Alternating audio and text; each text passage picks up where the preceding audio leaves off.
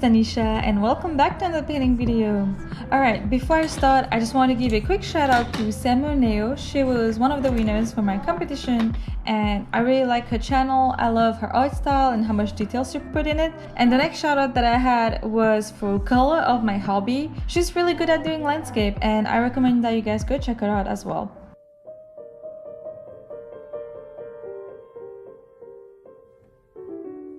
And for today's video, I wanted to paint some more Studio Ghibli scene, and of course it had to be Howl's Moving Castle because I just love the scene when he was just taking her and walking on the clouds or the sky, so that was pretty cool. But I had to sketch it and oh boy, and I know I keep mentioning it, I just don't really like drawing stuff that needs to be measured, and when you're drawing people or characters, you have to get the proportion right because it would not look like the same person even if you get the lines at a wrong angle. So yeah, every time I was sketching I kept thinking I wish I could just trace it right now, but I was like 2-3 hours into the sketching, so I was like, no, I'm just gonna commit to this.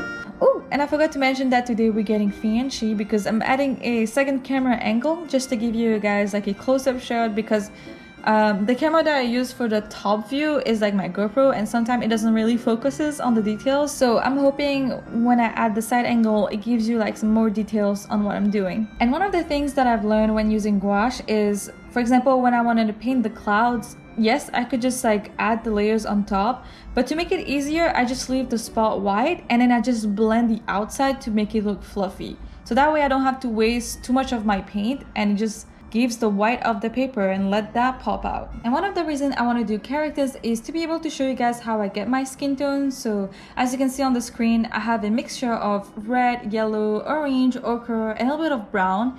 And usually I just experiment with it. I add ochre first and I add some yellow, and if I feel like it's too yellow I just add some red in it just to give it like a pink shade. And I have two different tones, I guess.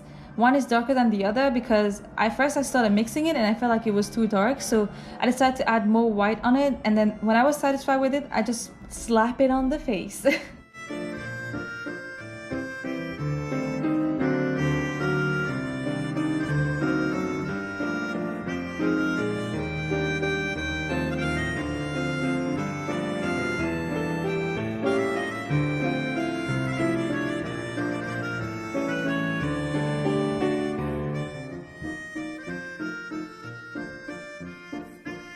And then it was time to do Howl's skin tone, and his skin tone was more on the yellow side but also lighter than Sophie's skin tone, and you can tell the difference as much, but there is like a little bit of difference in the skin tone.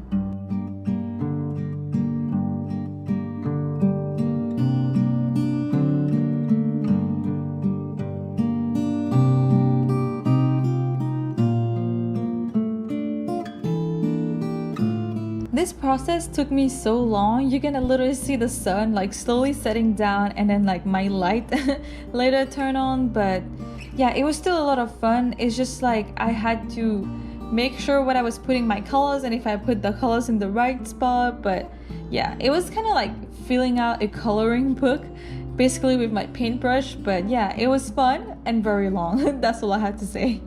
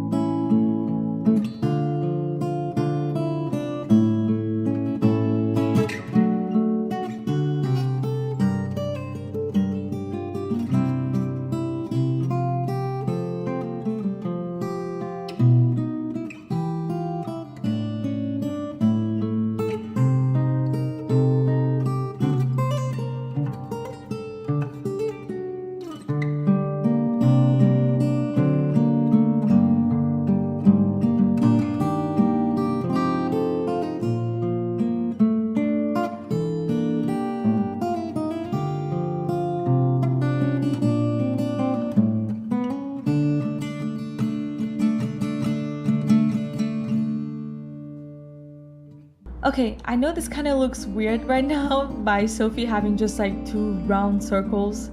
Kind of looks like Coraline, but just bear with that for a little bit and I'll come back and add some line art.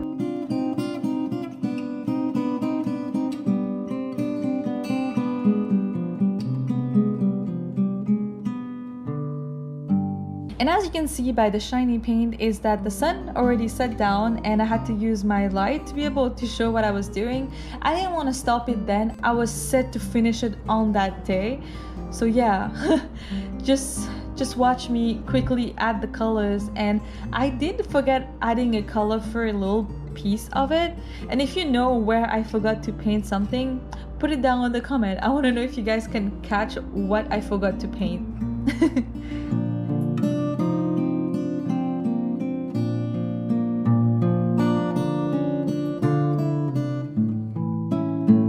Oh boy, and it was time to paint Howl's eyes, and I was so nervous because I know I could mess it up so easily, so yeah, let's hope it didn't look as bad. And yeah, they both look like they have round circles for eyes. It could totally be a Coloran movie all over again, but yeah, I'll just come back when it's dry to add some line art.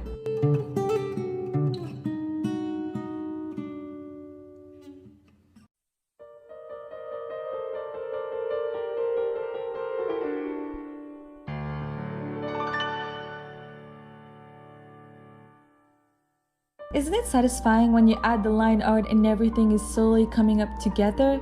Except for when you don't know where to put your lines and you mess up the eyes like I just did right now.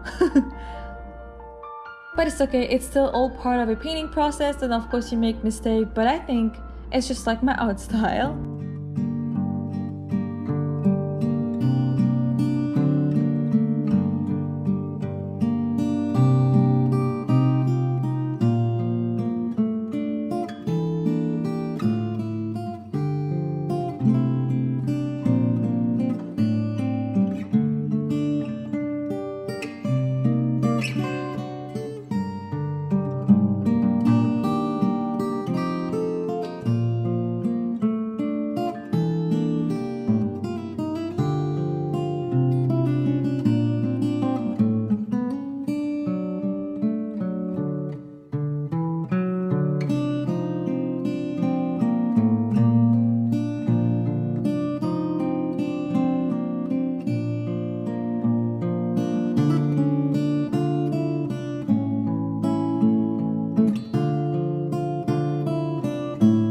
Alright, I hope that you guys enjoy watching me paint or painting along with me. Let me know what you thought about it in the comments, and I will see you in the next video.